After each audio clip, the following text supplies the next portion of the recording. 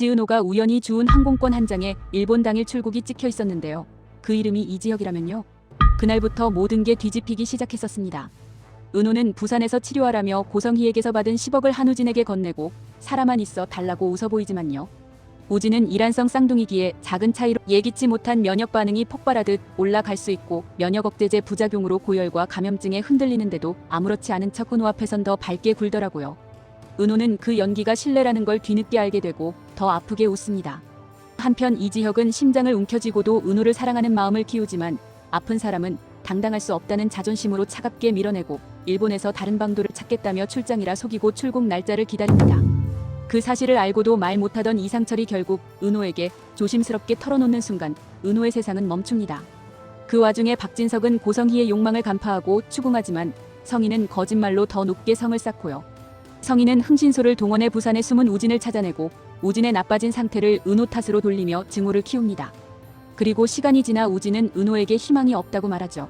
마지막으로 우진이 꺼내는 선택. 혹시 내가 장기를 기증할 일이 생기면 이지혁을 살리겠다는 선언이 모두의 운명을 한 줄로 꿰어버립니다. 그 한 줄의 끝엔 사랑과 죄책감과 권력이 뒤엉킨 결말이 기다리고 있었는데요. 과연 이들의 앞날에는 신의 가호가 있을까요? 은호가 부산으로 내려가기로 마음먹었던 건 도망이 아니라 인내였는데요. 지은호는 늘 그래왔습니다. 누군가가 무너질 때 지은호는 스스로를 접어서 그 사람 밑에 받침대처럼 넣어버리는 사람이었거든요. 카페 매니저로 사람들 감정을 살피는 버릇이, 인테리어 디자이너로 균열을 먼저 발견하는 눈이 삶 전반에 배어있는 타입이었달까요? 지은호는 고성희에게서 받은 10억을 한우진에게 건넸습니다. 이거 그냥 돈으로 보지 마. 내가 살아서 하루를 더 살 수 있는 시간이라고 생각해. 지은호는 일부러 치료비라는 말도 보상이라는 말도 피했는데요. 그 말들이 우진에게는 너는 빚진 사람처럼 들릴까 봐서였고 은호 자신에게는 거래처럼 들릴까 봐서였습니다. 한우진은 받자마자 울지도 않았습니다. 오히려 웃었죠. 은호, 나 진짜 괜찮아. 부산 바람이 생각보다 좋더라. 한우진이 남매에는 은옥에서서는 정말 묘한 단어인데요. 친남매 쌍둥이로 태어나 서로를 지켜본 시간이 짧았어도 그 안에는 나를 살려준 사람이라는 의미가 더 크게 들어가 있었거든요. 지은호도 그걸 알아서 오히려 더 마음이 무거워졌습니다. 처음 한두 주는 정말로 괜찮아 보였습니다. 부산의 조용한 요양공간, 바다 냄새가 살짝 섞인 공기, 규칙적인 식사와 약 복용. 한우진은 체중도 조금 오르고 얼굴에 핏기도 돌아왔습니다. 지은호는 이제 정말 살아나겠구나 싶어서 그제야 숨을 쉬는 것 같았는데요. 그러다 어느 날부터 한우진이 조금씩 늦게 연락하더라고요. 답장 텀이 길어지고 통화하면 숨을 고르는 소리가 늘고 웃음이 예전보다 얇아졌습니다. 지은호는 처음엔 피곤하겠지라고 넘겼습니다. 쌍둥이라도 이란성이라면 생물학적으로 작은 차이가 있고 장기 이식 이후 면역 반응은 예측하기 어렵다는 건 은호도 이미 들었거든요. 문제는 그 미묘함이 현실에선 잔인하다는 거였습니다. 한우진은 면역 억제제를 꼬박꼬박 먹는데도 면역 반응 수치가 계속 올라갔고요. 약을 늘리면 부작용이 터졌습니다. 고열이 오르고 감염증이 겹치고 몸은 버텨도 마음이 먼저 지쳐버리는 상황이었죠. 그런데도 한우진은 지은호 앞에서는 절대 무너지지 않았습니다. 병실 영상통화에서 우진은 일부러 말도 빠르게 하고 표정도 크게 쓰고 나 오늘 걸었어. 진짜로. 라고 과장까지 했습니다. 지은호는 그게 고맙고도 이상했는데요. 괜찮다는 말이 너무 완벽하면 오히려 불안해지는 순간이 있잖아요. 지은호는 결국 부산에 내려가 자주 얼굴을 보기로 합니다. 그 과정에서 박성재가 은근히 도움을 밀어넣더라고요. 박성재는 이미 아버지 박진석에게 맞서 독립을 선언한 상태였습니다. 회사에서 나와 넥스트랩스 대표로 새 판을 깔아보겠다고 스스로 발을 떼어낸 사람이었죠. 하지만 박성재는 지은호에게 그 사실을 길게 설명하지 않습니다. 지은호가 짐을 더 얹을까 봐서요. 대신 부산에서 머물 곳 필요하면 말해. 계약 같은 건 내가 알아서 할게. 이런 식으로 말은 짧고 행동은 길게 했었습니다. 지은호가 부산에서 우진을 직접 마주한 날 지은호는 알았습니다. 한우진이 괜찮은 척을 하고 있었다는 걸요. 우진의 손목은 말랐고 손등엔 주사 자국이 연달아 찍혀 있었고 눈동자는 반짝이는데 그 빛이 살아있어서가 아니라 살아있는 척하려고 반짝이는 빛이었거든요. 지은호는 그날 밤 몰래 간호사에게 물었습니다. 오늘 수치가 어땠어요? 간호사는 말끝을 흐렸고 그 흐림이 이미 답이었습니다. 지은호는 병실 밖 복도에서 한참을 서 있었습니다.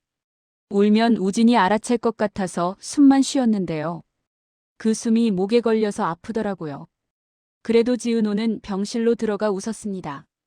우진아, 너 오늘 얼굴 좋아 보인다? 한우진이 그 말에 따라 웃어주는데 지은호는 마음속에서 무언가가 무너졌습니다. 지은호가 속상했던 건 우진이 아파서만은 아니었습니다. 한우진이 지은호를 보호하려고 지은호에게서 진실을 숨겼다는 사실이 더 아프더라고요. 지은호 입장에서는 그게 사랑이면서도 동시에 거리였으니까요. 지은호는 결국 우진과 정면으로 마주 앉습니다. 우진아, 나 알아. 나한테 숨기지 마. 한우진은 순간 눈을 피했습니다. 그리고는 억지로 웃다가 그 웃음이 쪼개지듯 흔들리더라고요. 은호 나 진짜 괜찮아지려고 했어. 근데 몸이 말을 안 듣네. 그 말이 나오자마자 한우진은 눈물을 흘리지 않으려고 이를 악물었고요. 지은호는 그때 처음으로 격려라는 말을 조심스럽게 씁니다. 우진아, 우리가 이긴다. 너 혼자 아니야. 나도 너랑 같이 싸울 거야. 이건 단순한 위로가 아니라 다짐이었고요. 한우진도 고개를 끄덕이며 말했습니다. 나도 끝까지 버틸게. 그리고 너한테 평생 고마워할게. 두 사람은 그 밤 우정과 우애를 다시 맺었습니다. 친남매 쌍둥이의 결속이 태어난 관계가 아니라 선택한 관계로 한 번 더 단단해지는 순간이었죠. 그런데 지은호가 부산에서 우진 곁을 지키는 사이 서울에서는 또 다른 장기가 망가지고 있었습니다. 이지혁의 심장 말입니다.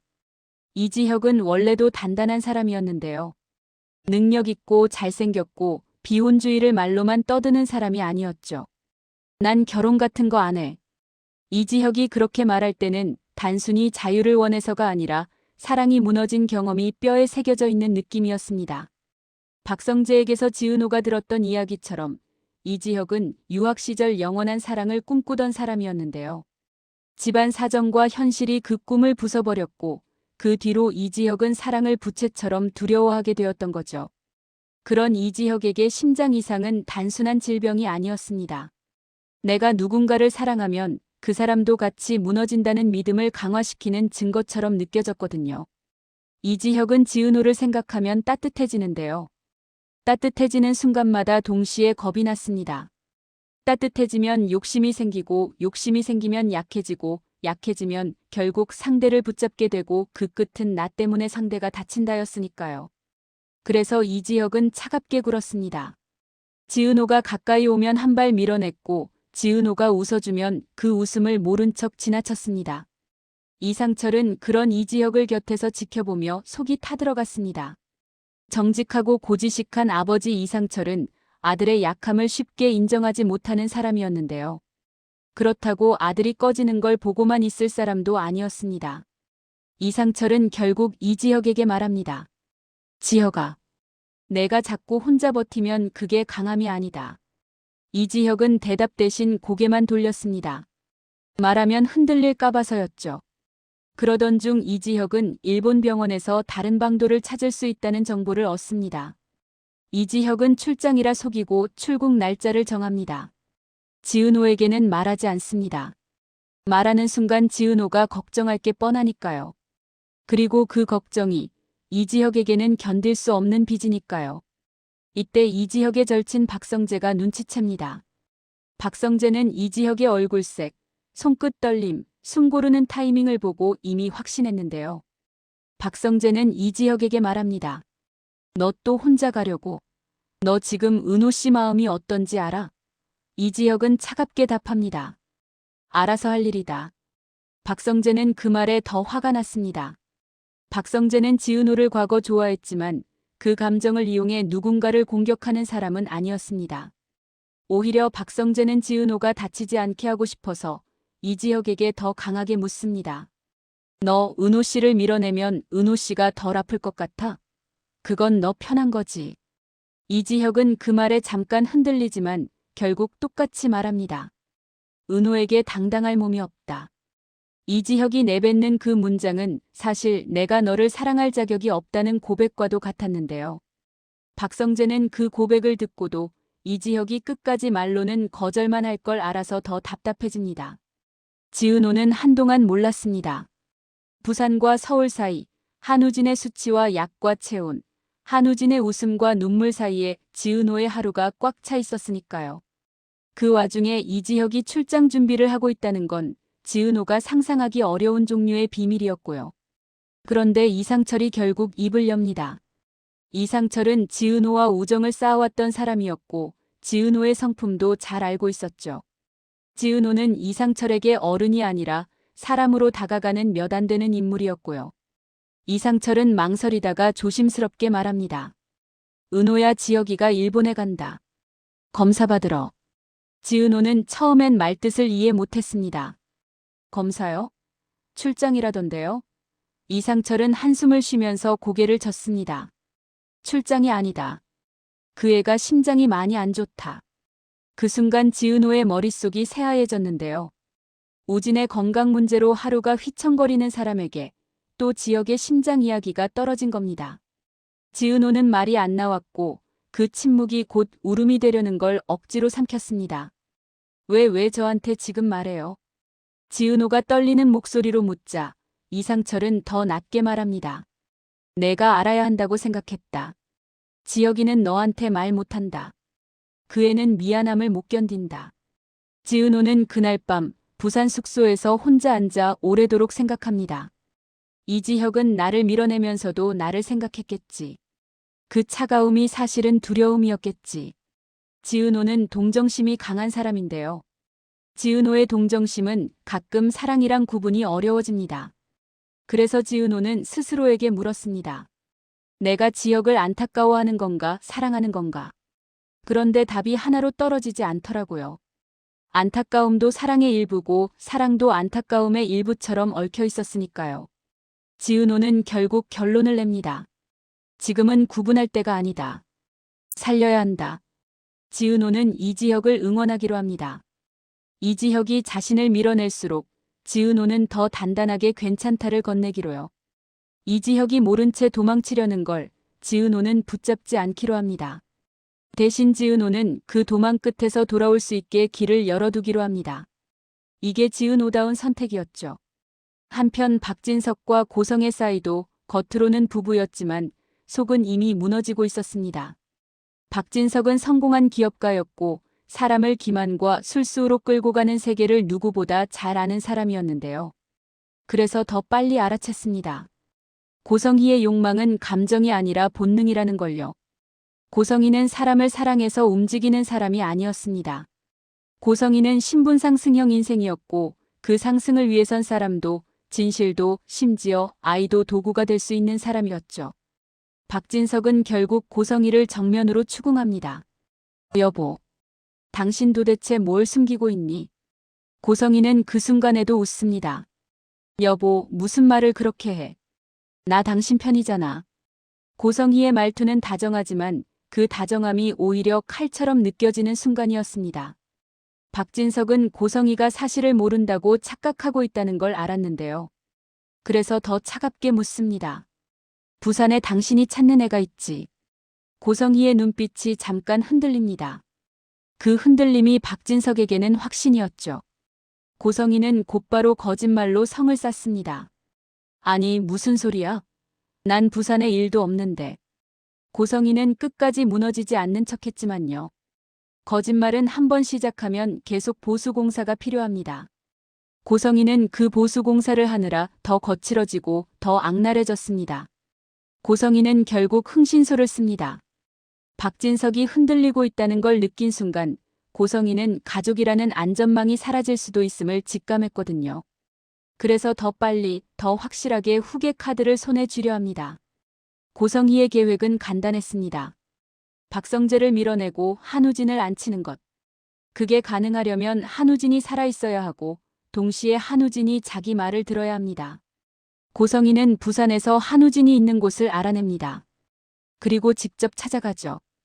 그 순간이 심리적 클라이맥스였습니다.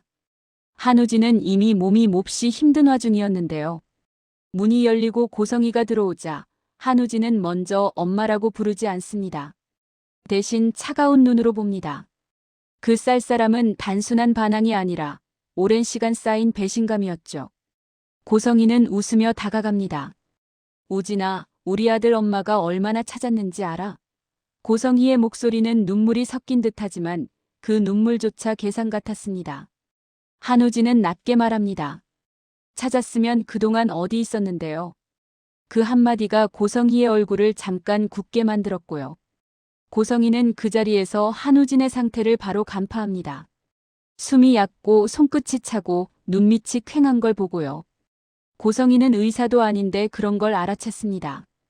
왜냐면 고성희는 늘 약한 고리를 찾아서 그걸 잡고 흔들어 왔으니까요. 고성희는 곧바로 분노의 방향을 정합니다. 지은호. 고성희는 속으로 결론을 냅니다. 은호가 우진을 망쳤다. 사실 여부는 중요하지 않았습니다. 중요한 건 증오의 명분이었죠. 고성희는 우진에게 말합니다. 지은호가 너한테 뭘 했는지 엄마는 다 알아. 한우진은 비웃듯 숨을 내쉽니다. 알긴 뭘 알아요. 엄마는 늘 자기 편한 것만 알잖아요. 고성희는 그 말에 순간적으로 손이 움찔하지만 참습니다. 참는 이유는 하나입니다. 지금은 우진을 잃으면 끝이니까요. 그런데 시간이 흘러 한우진이 지은호에게 고백합니다. 은호나 솔직히 말하면 희망이 크지 않대.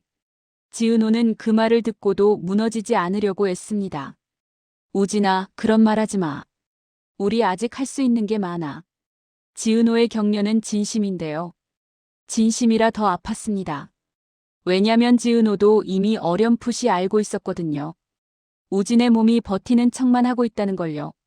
주치의의 소견은 더 확실했습니다. 생존 기간을 단정할 수는 없지만 장기적으로는 어렵습니다. 지은호는 그 말을 듣고 나오는 길에 세상이 너무 밝아서 이상하더라고요. 사람들은 걷고 커피를 사고 전화하고 웃는데요. 지은호에게는 그 모든 게 남의 세상 같았습니다. 그 순간 지은호는 마음속에 조용히 준비를 시작합니다. 올 준비가 아니라 남겨질 준비였습니다. 그리고 이 정보는 고성희에게도 들어갑니다. 고성희는 그 소식을 듣자마자 분노합니다. 말도 안 돼. 내 계획은 성재가 아니라 우진이야. 고성희는 이미 박성재를 실패한 카드로 보기 시작했는데요. 박성재가 독립을 선언하고 박진석이 흔들리기 시작한 순간부터 고성희는 박성재를 통제할 수 없다고 판단했기 때문입니다. 그래서 한우진이 더 중요했습니다. 그런데 그 한우진이 오래 못 산다? 고성희 입장에서는 세상이 무너지는 겁니다. 고성희는 그 분노를 고스란히 지은호에게 쏟습니다. 지은호가 우진이를 죽였다는 프레임을 만들기 시작하죠. 고성희가 무서운 건 그 프레임을 단순한 말로만 만들지 않는다는 점이었습니다. 고성희는 서류와 사람과 돈을 써서 사실처럼 보이게 만듭니다. 이미 택시 사고와 기록 조작에서 드러났던 방식 그대로요. 그 와중에 박진석은 점점 더 고성희에게서 정이 떨어집니다. 박진석은 고성희가 거짓말로 성을 쌓을수록 그 성의 벽돌이 가족이 아니라 욕망이라는 걸 더 또렷이 봅니다. 박진석은 어느 순간 깨닫습니다. 이 여자는 나를 사랑한 적이 없구나. 그 깨달음이 박진석을 차갑게 만들었고요. 차가워진 박진석은 고성희를 더 깊게 파고듭니다. 박성재도 흔들립니다. 박성재는 이수빈과 헤어진 척하는 트릭으로 사랑을 숨기고 있었는데요. 그 사랑이 깊어질수록 박성재는 더 무거워집니다. 아버지 박진석은 흔들리고 고성희는 악랄해지고 지은호와 이지혁은 서로를 밀고 당기고 한우진은 꺼져가고 박성재는 자신이 어디에 서야 하는지 계속 갈등합니다. 박성재는 약하다고 보이지만 사실 강한 사람이었는데요. 다만 박성재의 강함은 폭발이 아니라 참는 방식이라서 주변 사람들은 그걸 놓치기 쉬웠습니다. 이때 이수빈도 고통 속에 흔들립니다. 이수빈은 부유한 결혼을 꿈꾸며 계산 빠르게 움직이는 사람이지만요. 박성재 앞에서는 진짜 감정이 튀어나오곤 했습니다. 성재 오빠, 나 지금 너무 무서워. 이수빈이 그렇게 말하는 순간은 계산이 아니라 두려움이었습니다. 박성재는 이수빈을 안아주고 싶지만 지금은 그러면 안 됩니다. 고성희의 눈이 너무 가까이 있으니까요. 그래서 박성재는 말로만 달래고 행동은 멀리서 지킵니다. 그 거리감이 이수빈을 더 아프게 만들고요. 박영란도 흔들립니다. 박영란은 대학원생 화가로 우아하고 차분하지만 이제는 웹툰 작가의 길을 선택하며 아버지 박진석과 부딪히고 있었죠. 박영란은 한때 이지환에게 기대며 도망치고 싶었지만요. 이지환은 실연 후 무기력한 사람이었고 박영란 역시 불안정했습니다. 둘은 서로에게 안전한 곳이면서도 동시에 끝날 것 같은 불안이었죠. 박진석은 그 관계를 눈치채고 불쾌해했고 박영란은 더 반발합니다. 이런 가족 내부의 균열도 고성희에게는 이용 가능한 틈이었습니다. 그리고 바로 그 틈을 고성희가 잡습니다. 고성희는 한우진의 상태를 빌미로 지은호를 압박합니다. 지은호의 가게, 지은호의 가족, 정순이와 지강호까지 흔들어 놓을 수 있는 말을 던지죠. 고성희는 이렇게 말합니다. 지은호, 내가 우진이 곁에 있는 게 우진이한테 도움이 된다고 생각해? 너 때문에 우진이가 마음을 못 놓는 거야. 이 말은 논리처럼 들리지만 사실은 칼이었습니다. 지은호는 이 칼에 찔리면서도 반박하지 못합니다. 왜냐면 지은호는 혹시 내가라는 죄책감이 큰 사람이니까요. 하지만 지은호는 무너지지 않습니다. 지은호는 고성희에게 정면으로 말합니다. 우진이는 엄마가 필요해서가 아니라 사람이 필요해서 살아온 거예요. 엄마는 그걸 모르죠. 지은호의 이 반격은 고성희에게는 모욕이었고요. 고성희의 악감정은 더 고조됩니다. 그러다 한우진이 마지막 결정을 꺼냅니다. 한우진은 지은호에게 말합니다. 은호, 나 혹시 내가 뇌사나 다른 이유로 장기를 기증할 상황이 되면 이지혁 형을 돕고 싶어. 지은호는 처음엔 반대합니다. 우진아, 그런 말 하지 마. 그건 내가 포기한다는 말이야. 한우진은 고개를 젓습니다. 포기가 아니야. 선택이야. 내가 나 살렸잖아. 나도 누군가 살리고 싶어. 한우진의 이 말이 지은호의 가슴을 찢습니다. 지은호는 한우진이 얼마나 성숙해졌는지, 그 성숙이 얼마나 슬픈지 동시에 알아버립니다. 지은호는 이지혁을 떠올립니다. 이지혁은 일본으로 떠날 준비를 하고 있고 지은호는 그걸 알면서도 이지혁에게 당장 가지 마라고 말하지 않습니다. 왜냐면 지은호는 붙잡는 사랑이 아니라 살리는 사랑을 선택했으니까요. 그런데 한우진의 선택이 그 사랑을 더 극단으로 몰고 갑니다. 내가 사랑하는 사람을 살리기 위해 내가 사랑하는 또 다른 사람을 잃어야 한다는 상황이 되어버리거든요. 그리고 결국 그 상황은 현실이 됩니다. 한우진은 상태가 급격히 악화됩니다. 한번 고열이 오르고 난 뒤 회복이 더디고요. 감염증이 겹치면서 의식이 흐려지는 시간이 길어집니다. 지은호는 우진의 침대 옆에서 손을 잡고 말합니다. 우진아, 나 여기 있어. 너 혼자 아니야. 한우진은 힘겹게 눈을 뜨고 지은호를 봅니다. 그 눈빛이 마치 누나 미안해라고 말하는 것 같더라고요. 그리고 그날 밤 상황이 급변합니다. 의료진이 분주해지고 지은호는 복도에서 붙잡힙니다. 가족분, 잠시만 그 말이 떨어졌을 때 지은호는 다리에 힘이 풀립니다. 그리고 얼마 뒤 의사는 조심스럽게 말합니다. 뇌 기능이 회복이 어렵습니다. 그 순간 지은호는 울지 않습니다. 울면 이게 현실이 될까 봐서요. 대신 지은호는 숨을 쉬고 손을 떨고 눈을 깜빡입니다. 그게 지은호의 버티기였죠. 이때 고성희가 들이닥칩니다. 고성희는 이미 흥신소를 통해 상황을 알고 있었고 마지막 카드를 놓치지 않으려 부산까지 뛰어온 겁니다. 고성희는 병원 복도에서 지은호를 보자마자 소리를 치기 시작합니다. 지은호, 너 때문에 우리 우진이가 이렇게 된 거야. 고성희의 분노는 슬픔이 아니라 소유욕이었습니다. 고성희는 우진을 아들로 부르지만 그 호칭은 사랑이 아니라 내 것의 의미였죠. 지은호는 울먹이면서도 말합니다. 우진이는 엄마 때문에 이렇게 된 게 아니에요. 엄마가 없어서 버텼던 애예요. 고성희는 그 말에 더 발작합니다. 내가 뭘 알아. 내가 우진이를 내 옆에서 빼앗았잖아.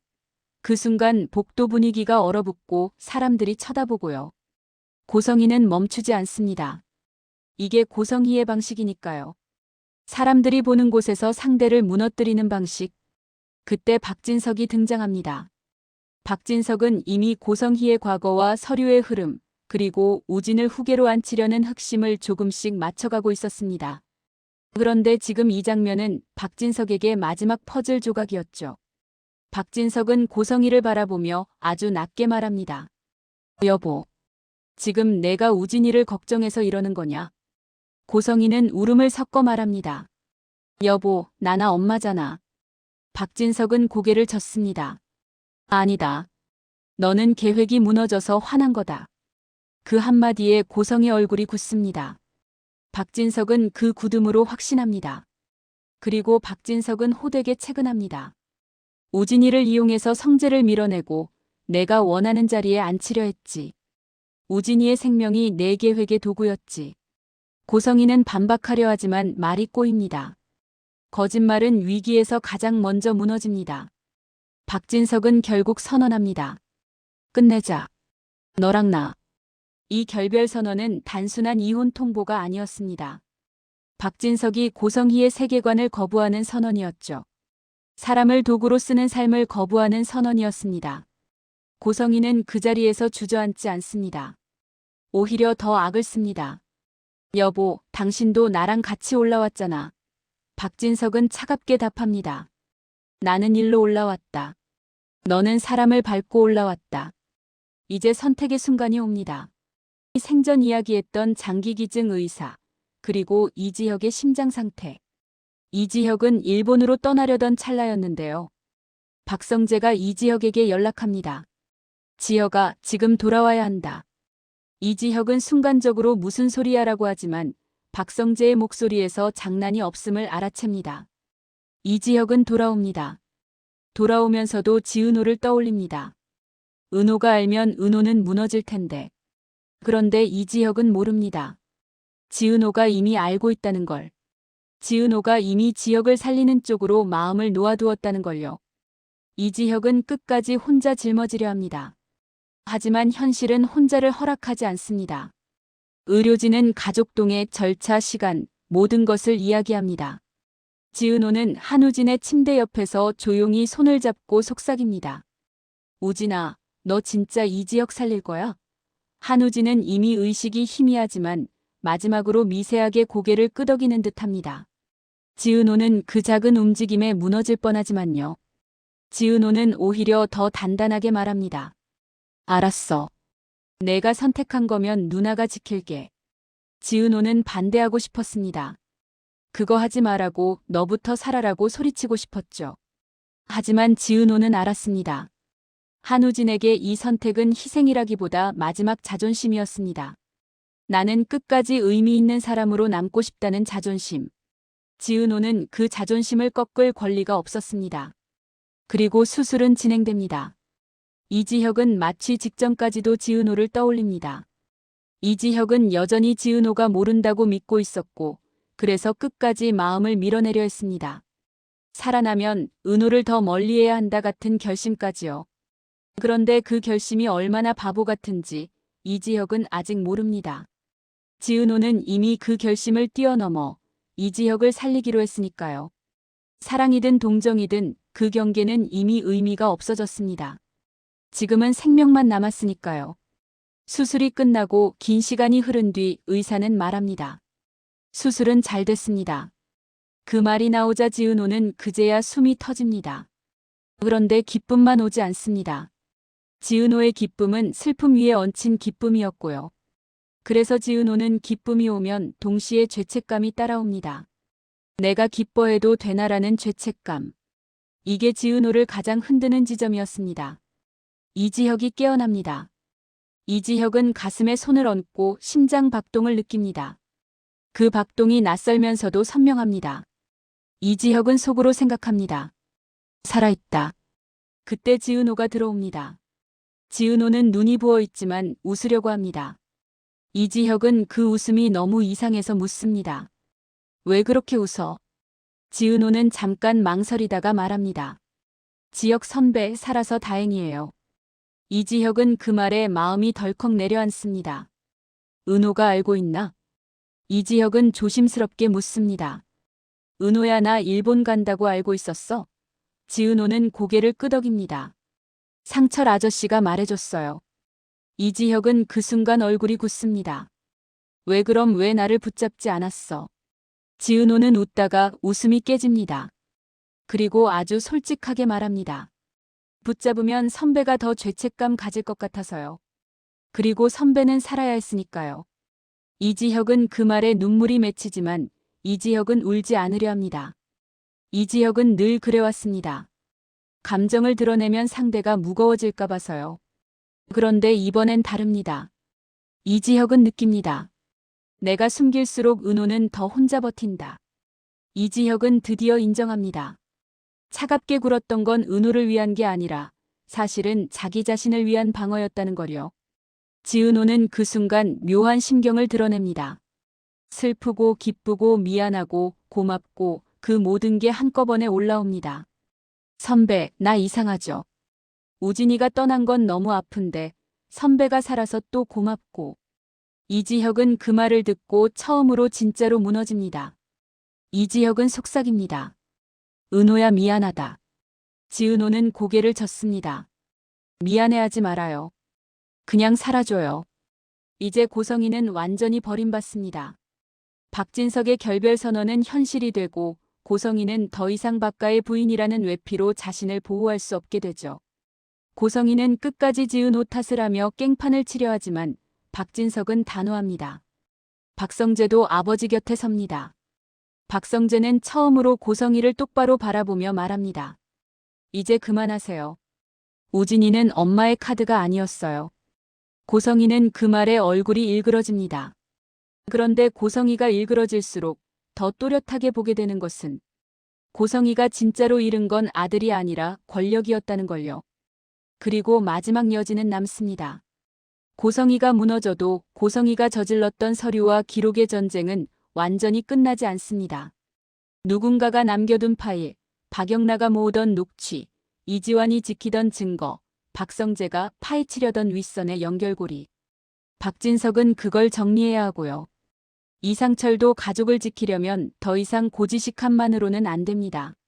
정순이와 지강호 역시 지은호를 지키기 위해 흔들리면서도 다시 서야죠. 그 와중에 지은호와 이지혁은 조용히 서로의 삶으로 들어옵니다. 결혼을 하겠다라고 크게 선언하지는 않습니다. 이지혁은 여전히 말이 적고 지은호는 여전히 상대를 먼저 챙기는 사람이니까요. 대신 두 사람은 암시합니다. 이지혁이 말합니다. 은호야, 나 이제 도망치지 않을게. 지은호는 웃으며 답합니다. 그럼 선배, 나도 혼자 버티지 않을게요. 그리고 마지막 장면은 이렇게 남겨두면 좋겠습니다. 지은호가 병원 복도 창가에 서 있는데요. 바깥 햇빛이 따뜻합니다. 지은호는 손을 가슴에 얹고 아주 작게 속삭입니다. 우진아, 들리니? 내가 남긴 박동이 아직 여기서 뛰고 있어. 그때 뒤에서 이지혁이 조용히 다가와 지은호의 어깨에 손을 얹습니다. 지은호는 돌아보지 않지만 그 손의 온도를 느끼며 울음 대신 숨을 쉽니다.